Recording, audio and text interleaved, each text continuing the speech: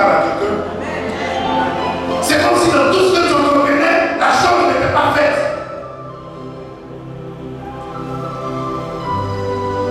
Mais la Bible dit que cette nuit-là, ce monsieur ne pourra pas dormir. Cette nuit-là, cette société ne pourra pas dormir. Cette nuit-là, ce projet-là ne pourra pas rester dans les tiroirs. Je dis cette nuit-là, quelque chose va se passer. Cette nuit-là, il y a un livre qui est ouvert où ton nom doit être inscrit.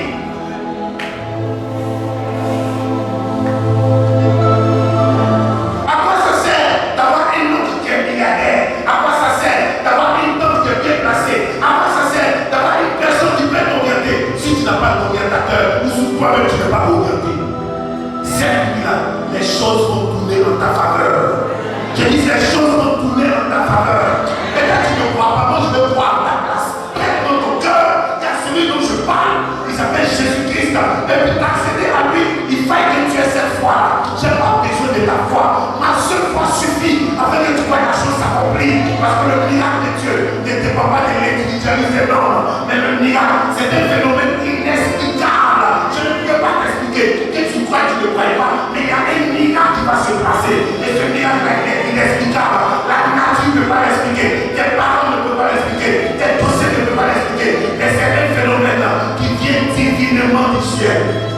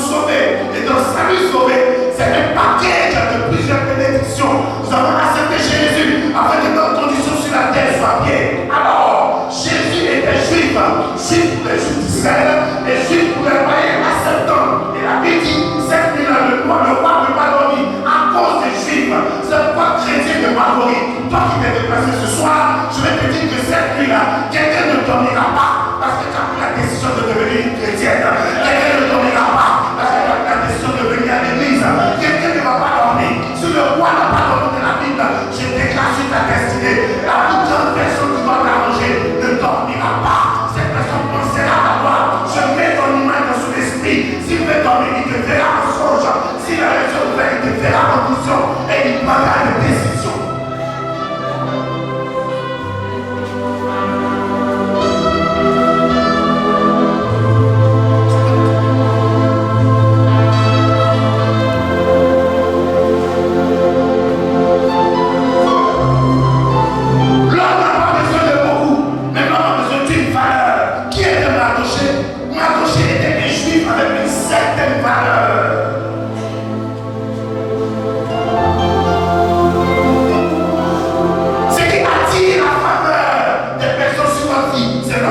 une valeur.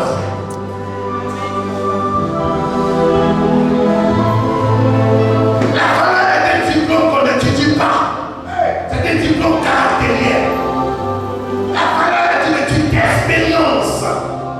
Et je vous ai dit, si vous voulez aboutir quelque part, vous n'avez pas d'instruction, soyez observateur.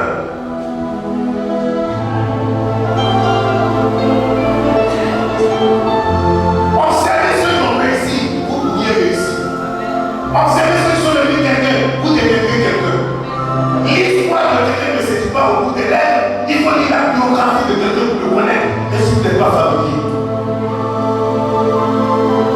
Et la Bible dit que cette nuit-là, le roi n'eut point le sommeil. Pourquoi? Parce que quelqu'un avait fait un petit bien dans son royaume. Regarde ta vie. Pourquoi viens-tu à l'église et puis tu te lamentes? Quel est le bien que tu as fait à quelqu'un? Même si la personne parle bien aujourd'hui, quel est le bien que tu as fait? Le problème, ce n'est pas la personne. Les hommes passent, mais les choses restent et sont écrites.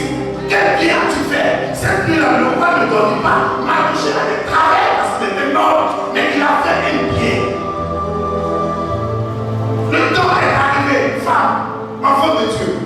Oh, de rappeler à Dieu le petit bien que tu as fait. Tu as aidé quelqu'un, tu as logé une personne, tu as couvert la faute d'une personne, tu as donné un vêtement, un bijou, tu as donné un transport, tu as donné de l'argent à quelqu'un. Cette nuit-là, Dieu ne dormira pas. Je dis cette nuit-là, Dieu ne va pas dormir.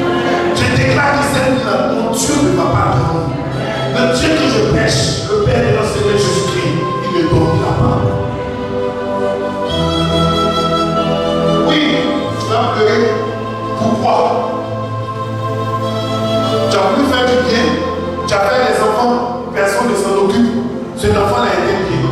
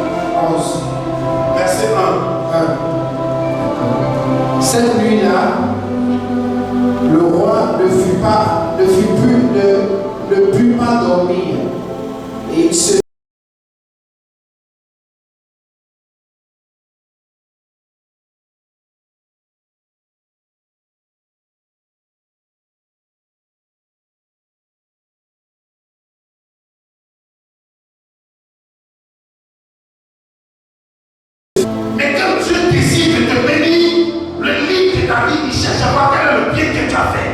Tu as fait moi un peu le bien. Quand les gens te poussent à faire du mal, c'est pour effacer tout le bien que tu fais. Le bien, c'est le bonheur, c'est la bénédiction. Le bien vient de Dieu. Écoutez, la Bible va dire dans Deutéronome chapitre 28, verset 1, il dit si tu obéis à la voix de l'Éternel, l'Éternel te donnera la supériorité sur toutes les nations de la terre. L'obéissance vaut mieux que le sacrifice. Si tu obéis à la voix de l'Éternel, le bien t'accompagne. Ta vie est un livre. Pas un livre simplement au niveau de l'église, mais partout où tu passes, chaque action que tu poses est une sémence. Afin que la vie puisse changer dans ta faveur, il faut que ta vie soit stimulée de bien. Un chrétien qui ne fait pas du bien, il est en danger et il met les autres en danger. Il est dangereux.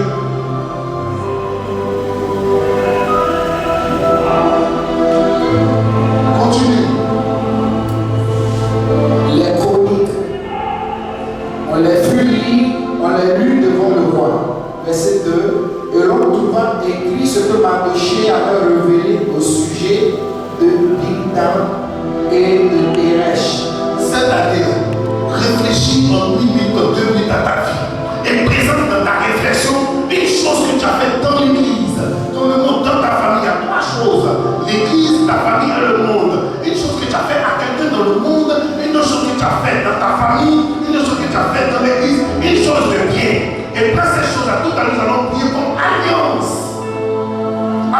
faudrait que Dieu intervienne dans la vie